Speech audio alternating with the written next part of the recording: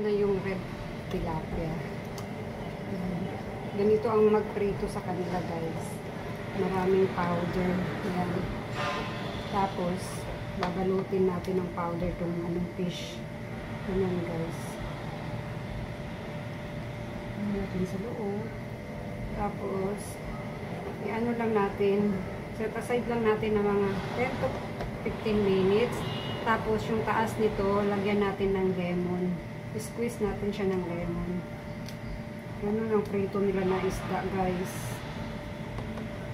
Puno ng powder. Dati, nung una kong gawa, konting-konti lang nilagay ko. Tapos nakita ng amo ko. Tapos ginawa niya ulit. Nakita ko, ay ganito pala. Halos hindi na yung makita yung isda. Yan siya, guys. Sarap yung mga powder na yan. Fish, fish masala ang tawag. Powder na talaga siya ng para sa fish. Tapos, nilagyan ko na lang ng turmeric.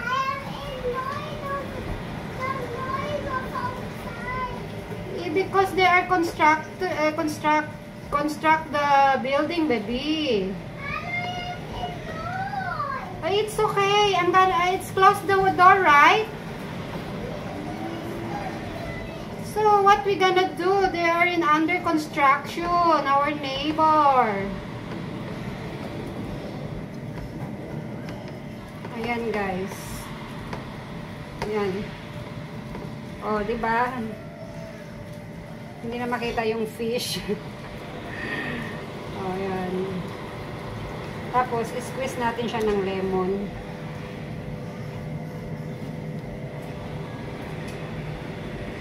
Ganun siya, guys.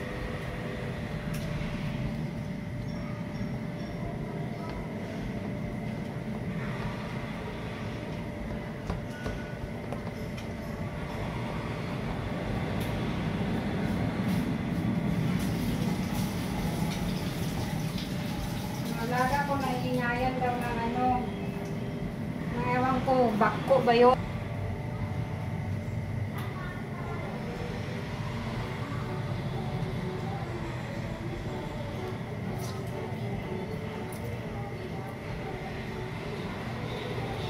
Parang kulang yung lemon. Pwede na yan.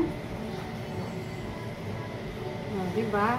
Yan, guys. Ganyan ang pagprito ng isda. Kung nababalot ng powder.